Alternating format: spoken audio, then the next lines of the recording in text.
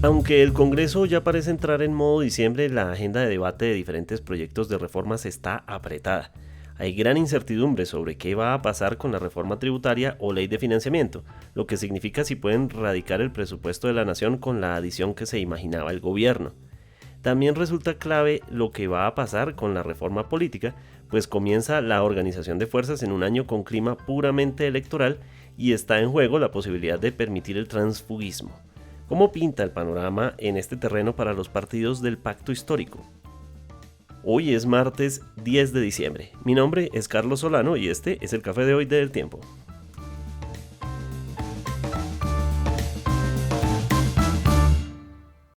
El Tiempo es un medio aliado de The Trust Project.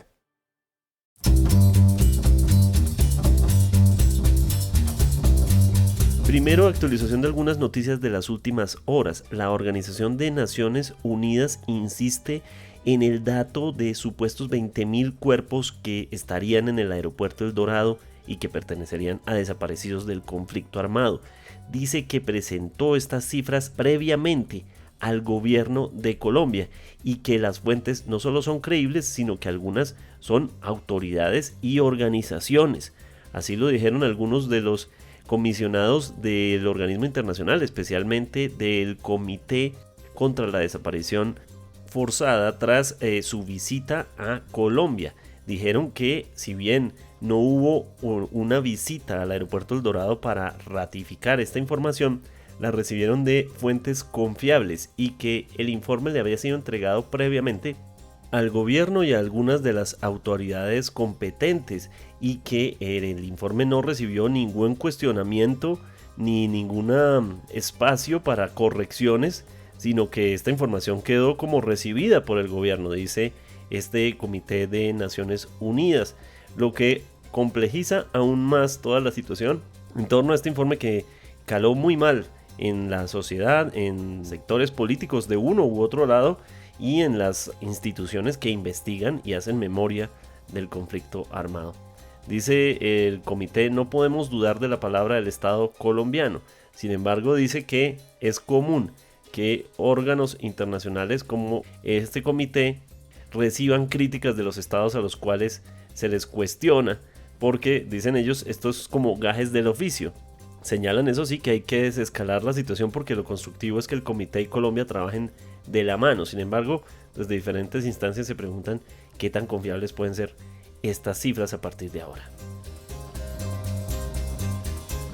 También ha generado conmoción la noticia de que el narco Juan Carlos Ramírez, conocido como Chupeta, quien estaba en Estados Unidos, logró un acuerdo con las autoridades estadounidenses y se encuentra en libertad.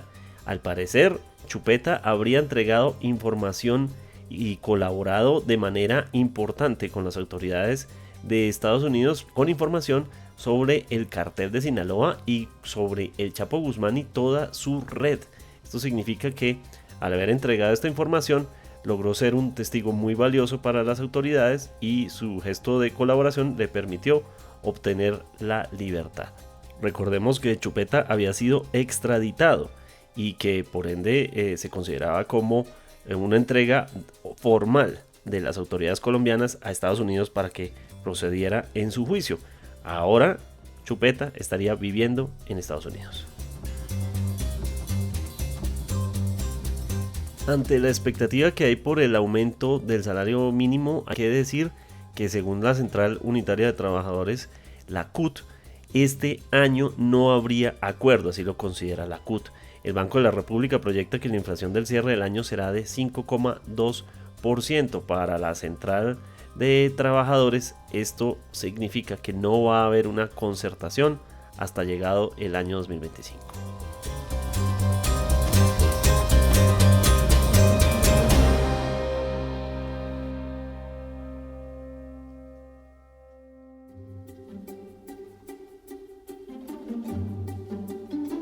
Aunque la agenda luce apretada para el cierre del año con respecto a los proyectos de gobierno, al parecer la máquina no tiene que ir a toda velocidad. Parece que el gobierno tiene opciones para poder sacar adelante los proyectos. Sin embargo, es una agenda muy apretada, son alrededor de 4 proyectos que están en vilo y que los colombianos somos los primeros en estar pendientes sobre qué va a pasar. Entre otras, pues reforma a la salud. Ya hablaremos de toda la agenda que hay de proyectos en este momento del gobierno en debate en diferentes instancias del Congreso. Estamos con Mateo García de la redacción política para hablar sobre este tema, ya que el gobierno y el mismo Congreso parece que están entrando ya en modo Navidad, ¿no? Carlos, así es, un saludo para usted y para todos los que nos escuchan en este nuevo episodio del Café de hoy. Bueno, hay que tener en cuenta varios aspectos para hacer esta lectura. Lo primero y es que los únicos proyectos que se pueden morir el 16 de diciembre cuando termina la legislatura son las reformas a la Constitución. Los actos legislativos solamente pueden tramitarse en 2 periodos legislativos, en 2 semestres para ser, digamos, y más precisos. Entonces acá estamos hablando principalmente de 3 proyectos que son de interés del gobierno. La reforma al sistema general de participaciones, la reforma política y la reforma del transfugismo, que abre la puerta al transfugismo. Entonces le empiezo contando por el primero, el del sistema general de participaciones.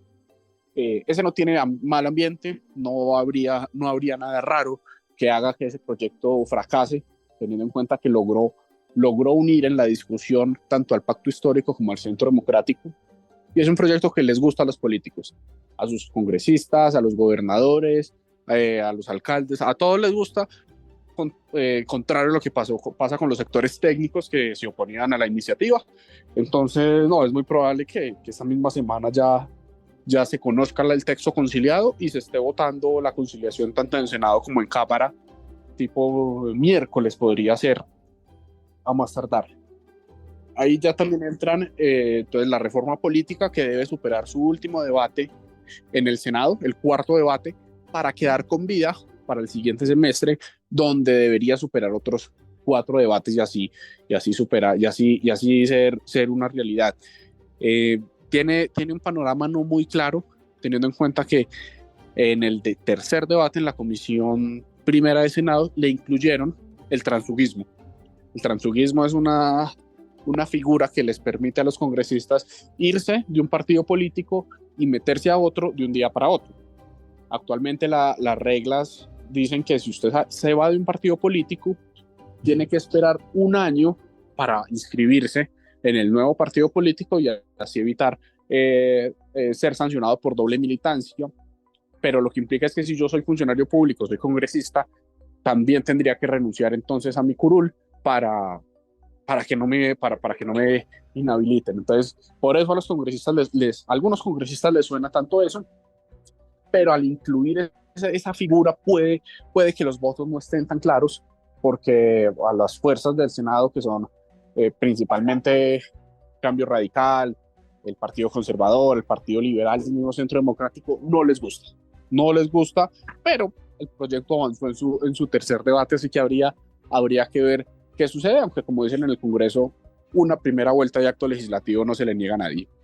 Y está la reforma del transfugismo, que debe superar el 4.º debate en la plenaria de la Cámara de Representantes, y no tiene ningún problema.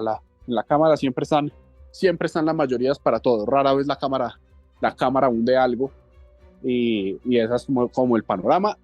Pero además de superar el 4.º debate, los 2 proyectos deben ser conciliados y esas conciliaciones deben votarse hasta el 16 de diciembre. Entonces, digamos que ahí el calendario es un poco apretado. También está, Mateo, reforma a la salud, como hablábamos, segundo debate en plenaria de Cámara de Representantes. ¿Cómo pinta el escenario de este que es el proyecto de los proyectos sociales del gobierno, de los que más vueltas han dado y más complejo ha sido el panorama? Bueno, ese proyecto ya quedó para extras. Hay que tener en cuenta que ese proyecto todavía tiene 2 años de vida, porque como fue radicado este semestre, al tratarse de un proyecto de ley, puede ser tramitado máximo en 2 legislaturas. Entonces, ese proyecto tiene vida hasta el 20 de junio del 2026. Si no me fallan las cuentas, sí señor, 2026, vamos en el 2024 todavía, tiene vida hasta el 20 de junio del 2026. tiene los votos para aprobarse en la Cámara de Representantes, o los tendría. No sabemos qué pueda suceder, pero recordemos que la Cámara de Representantes ya aprobó una vez una reforma de la salud que finalmente se hundió en la Comisión Séptima del Senado. Quedó para entonces para las sesiones extra, porque la idea del gobierno es adelantar lo que más pueda. ¿Por qué? Porque el siguiente año va a ser más intensa la ya prematura campaña presidencial y los congresistas van a estar pensando más en su reelección que en cualquier otra cosa.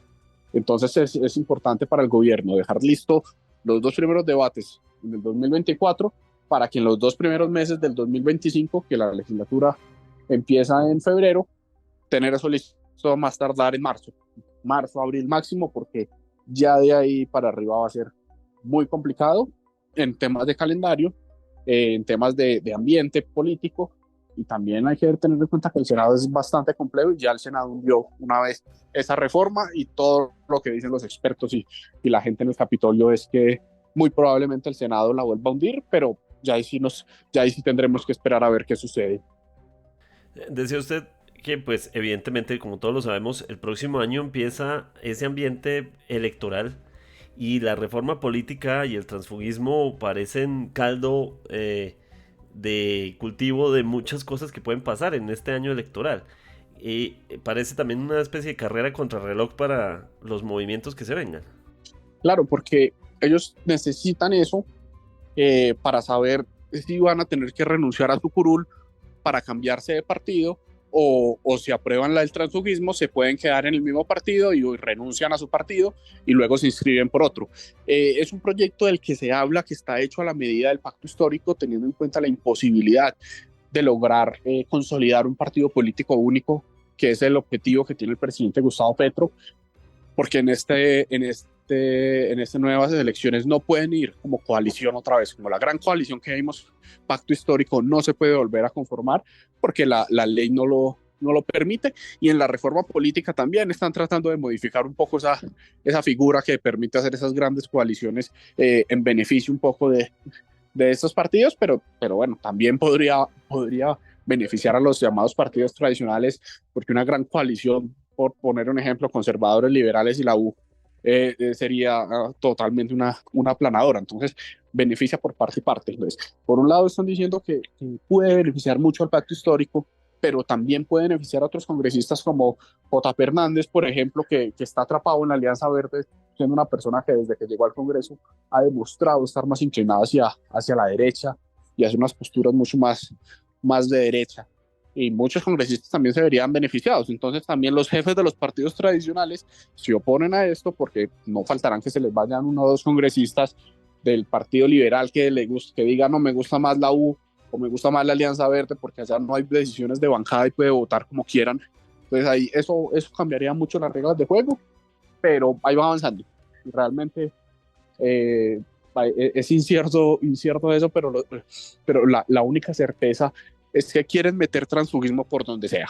Hay dos reformas que tratan de transfugismo y las quieren meter por donde sea.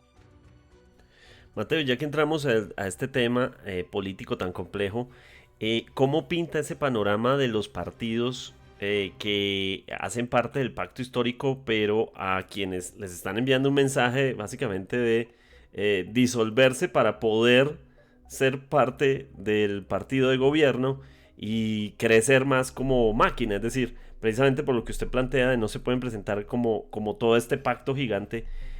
¿Cómo va eso? Porque durante las reuniones digamos, de concertación y de análisis de cómo iba a ser el panorama político para el pacto histórico, pues hubo muchas tensiones y a diferentes partidos también se les ha planteado un escenario muy complejo. No, la posibilidad de que lo que conocimos como pacto histórico, que fue el movimiento que llevó a Gustavo Petro a la Casa de Nariño y lograron tener unas 50 curules en el Congreso, va muy mal. Eso a mucha gente no le suena. Entregar la personería jurídica es muy, muy complejo, por así decirlo, porque, no sé, yo soy el dueño de las personerías, yo decido a quién avalo y quién no, y ahora habría que tener una nueva estructura de un único partido, con quienes nos vamos a pelear. Entonces es complicado. De hecho, la semana anterior, Clara López, que es una de las cabezas del pacto histórico, dijo que no, que ella no va al partido único. Ella y otros movimientos de izquierda sacaron un movimiento que se llama Unitarios. Dijeron, no vamos al partido único, pero sí vamos a acompañar el Frente Amplio en 2026. Entonces, el presidente lo que está haciendo con su gente más cercana es tratar de consolidar una base, una nueva lista de su gente más cercana para presentar al Congreso, pero sí la idea es, bueno, no nos vamos a juntar como pacto, como lo que hicimos, pero volvamos a ese Frente Amplio y a esas alianzas a las que hicimos en el 2022. Pero por ahora sí está muy, muy fría, muy tibia esa conformación del partido político único. ¿Y los demás proyectos de reformas cómo van? Por ejemplo, ante el panorama que dejó el saliente ministro de Hacienda, pues todo el tema tributario es todo un debate, ¿no? Bueno, la reforma tributaria, virtualmente un día tras el anuncio de los partidos liberal y conservador de votar la negativa, podría tener un nuevo aire con la llegada del nuevo ministro de Hacienda. Precisamente este lunes ya se publicó su hoja de vida en el sitio web de la presidencia y se espera que esta semana se radique la ponencia positiva.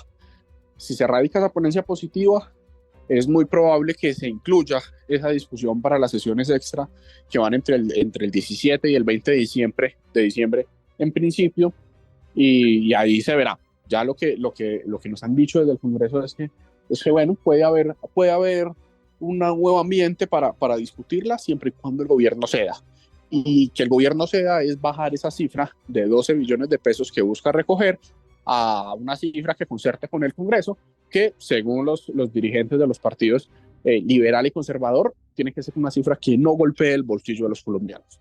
Esa por un lado, realmente hoy esa reforma está virtualmente hundida, pero ahora tiene una nueva esperanza, por así decirlo. Y en las sesiones extras también se espera que se discutan otras dos iniciativas. Una es la Ley Ordinaria de Jurisdicción Agraria, que precisamente este lunes fue aprobada ya en su primer debate en las comisiones conjuntas primeras, y la reforma laboral, que va para su tercer debate en la Comisión Séptima del Senado. Ahí ya se supone que esta semana se conocerá la ponencia que van a discutir, y la otra semana ya entonces nos daremos cuenta de finalmente qué pasa.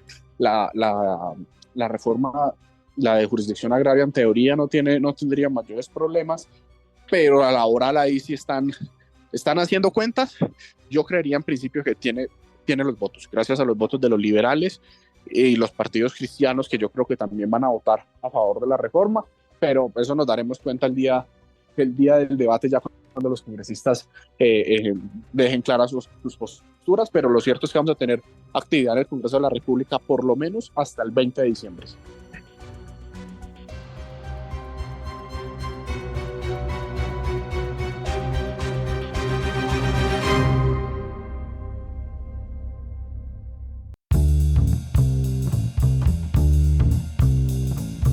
Gracias por acompañarnos en el café de hoy. Suscríbase en todas las plataformas de podcast y en el canal de YouTube de El Tiempo. Nos encuentran también en Instagram y en X como @podcasteltiempo. Además, si quieres recibir a través de WhatsApp la notificación de cada nuevo episodio, siga el enlace que se encuentra en la descripción o envíenos un mensaje con la palabra suscripción al teléfono 320-353-27 y haga parte de la comunidad de El Café de Hoy. Este episodio fue producido por Juan Alejandro Motato. Mi nombre es Carlos Solano.